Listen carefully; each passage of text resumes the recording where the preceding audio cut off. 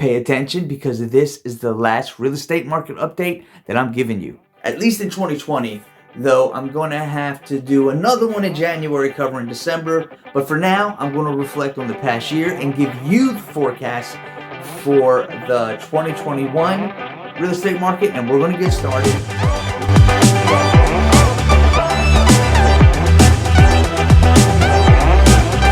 What's up, everyone? Welcome back to All Things Knoxville with me, Ben Barredo, your local real estate pro and relocation expert for East Tennessee.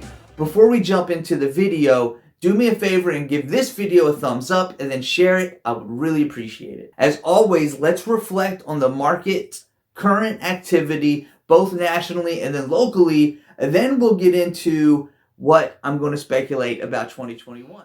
Jumping off with the national market, inventory nationally has declined 39.2% over the last year. The inventory of newly listed properties declined by 8.7% nationally and 5.4% for large cities over the last year.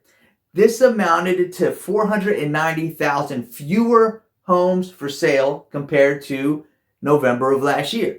The count of newly listed properties in November also decreased by 8.7% since last year. That's a deceleration from the 7.7% loss reported last month. In November, the national median list price was $348,000. That's up 12.7% compared to last year, but down $350,000 for the first time since August. Average days on market was typically 58 days in November. That's 13 days less than the same time last year, but 5 days more in October.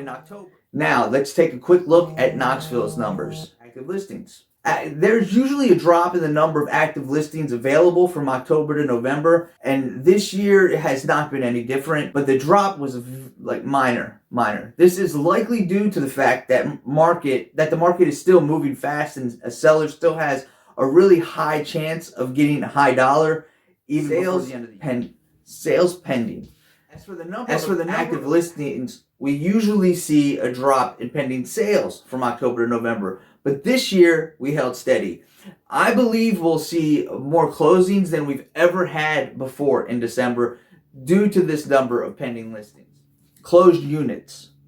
With closed units, we saw a greater drop in the number of closings from October to November this year, more than usual. But still, we had more closings this November than we have ever had before. I believe we'll feel a little bit of a winter sales season chill, but the sales will remain at records high in 2021. Months of supply.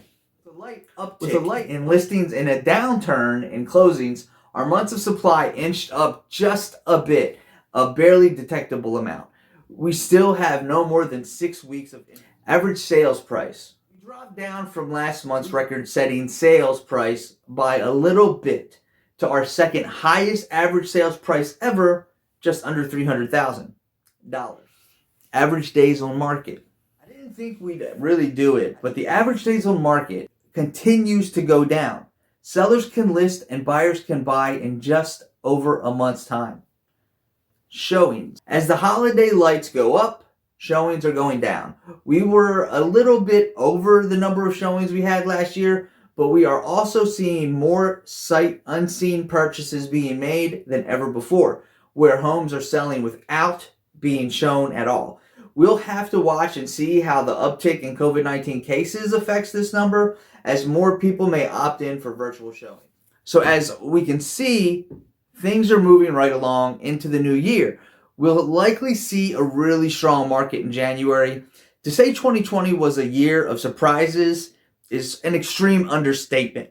What started off as a bright year for the housing market and the economy was soon derailed by a global pandemic and severe economic recessions. Home sales going into 2021, we can expect the activity to slow from those frenzied levels which represent underlying housing demand, as well as the makeup of buying for a spring season. Many buyers missed out on last year, plus a sense of urgency brought on by record low mortgage rates.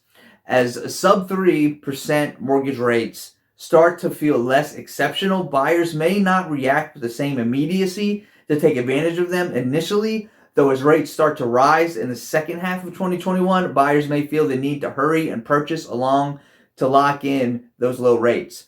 Additionally, as a makeup buying from the disruption of spring in 2020 fades out, home purchases will be propelled by underlying demand in 2021. This demand will come from a healthy share of millennial and Gen Z first-time home buyers, as well as trade-up buyers from the millennial and older generations. With home prices, I expect the momentum of home price growth to slow as more sellers come to the market, as mortgage rates settle into a sideways pattern and eventually begin to turn higher. A large number of buyers in the market, including many Gen Zers looking to buy their first home, and millennials who are both first-time and trade-up buyers, will keep upward pressure on home prices. But rising numbers of sellers will provide a better relief valve for that pressure.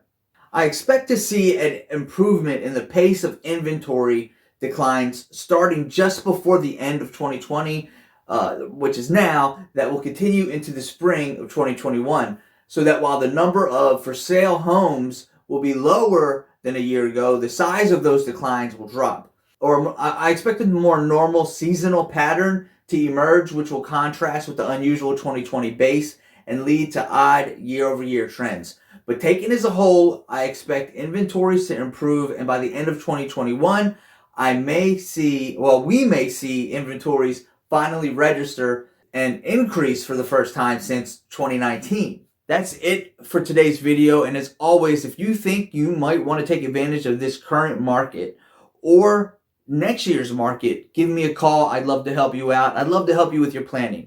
In the meantime, thanks so much for stopping by. And listen, it's not Christmas yet, so Merry Christmas and a Happy New Year. We'll see you next time.